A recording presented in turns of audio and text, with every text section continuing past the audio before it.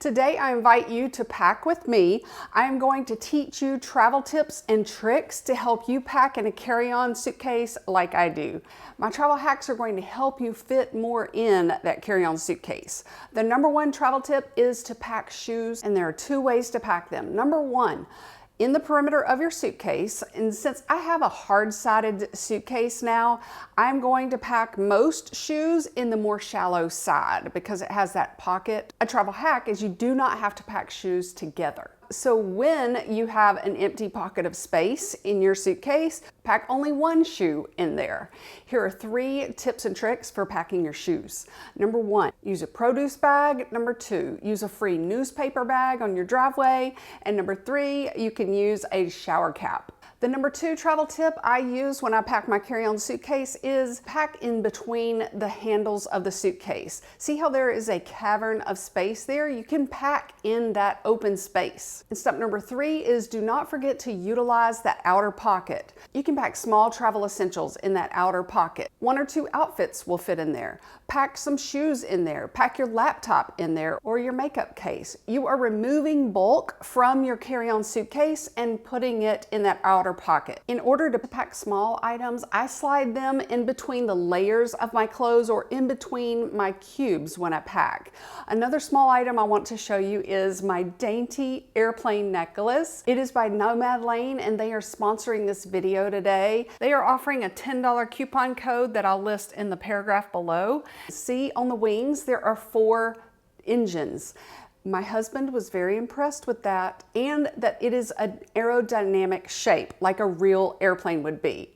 Their necklaces are nickel and lead free. So if you have sensitive skin like me, they are hypoallergenic. They even put Tokyo, New York, and Paris imprints on the bento bag necklace. Nomad Lane uses gold vermeil, so unlike gold plating, their gold vermeil is a thick layer of 18 karat gold on sterling silver. And there are some other travel themed necklaces as well. All of these design charms come in silver or the gold. You are getting a first look of these necklaces. And my favorite part about a travel themed necklace like the airplane one is that I can wear it with a t-shirt on vacation or with a nicer blouse. One question I get asked about jewelry is if you can wear it through the airport security line. You can even wear your Apple Watch. You can wear necklaces like this, just small, not bulky jewelry. A travel hack to help your necklace not get tangled with others is to thread it through a straw. That takes too much time to me, and I only pack a minimal amount of jewelry.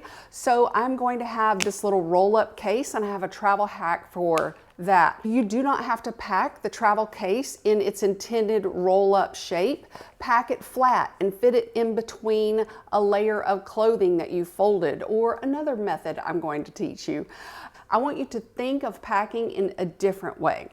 Anyway, I just like this necklace because it lays gently on my neck, and then it is also so feminine and of course travel themed.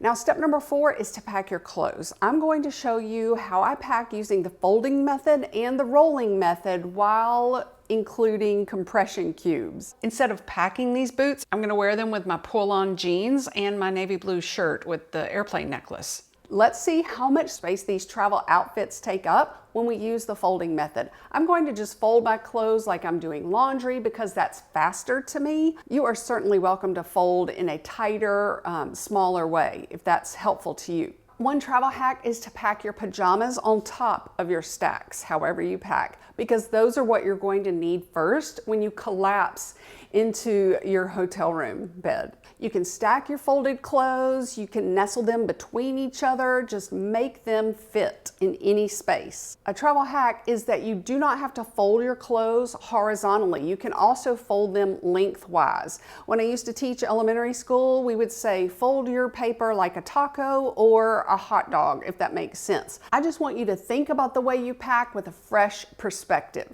In my carry-on suitcase, I usually pack in compression cubes. In one packing cube that is going to compress, I will pack tops and maybe my pajamas and a hotel breakfast pair of pants. That would all fit in one. And with my experience in packing, I have found that if you put too much in the cube, the compression is not going to help it very much. In another sense, If you stack several clothes together or several shirts together and then fold them, it also is going to make them too bulky where your folding method or your compression cube method is not being an efficient way to pack. I am a Houston pilot wife, and we only can pack in carry-on suitcases because we never know if we're actually going to get on the plane, and if our suitcase is in the belly of the plane, then they would have to delay the flight to get ours out so that we can go to the next flight or the next flight or the next flight. Okay, let's try the rolling method and see how that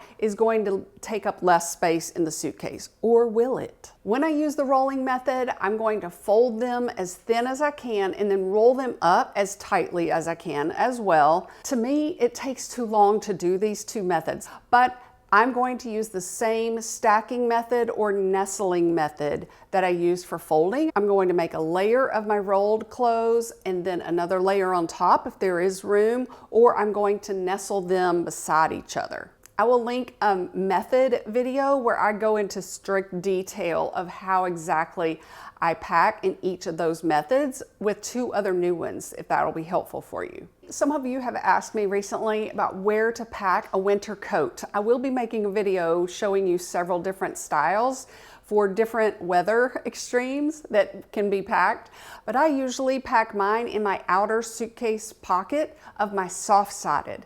With this hard shell, I cannot just walk through the airport with my down jacket sticking out of this pocket. The way that it opens, it doesn't hold it in enough, if that makes sense. But when you do get into the airplane, just pack your carry-on suitcase in the overhead bin and then just stuff your jacket on top. You can wear it around your waist through the airport if that helps. In the remaining sections of your suitcase, you're going to pack toiletries, makeup, a curling iron maybe. I have a video coming out next week about the toiletries that we pack and different tips and tricks for those as well, so stay tuned for that. You test the packing methods that work best for you, your personality, your time that you have, or what you care about, and then see which method opens up the most space in your carry-on suitcase.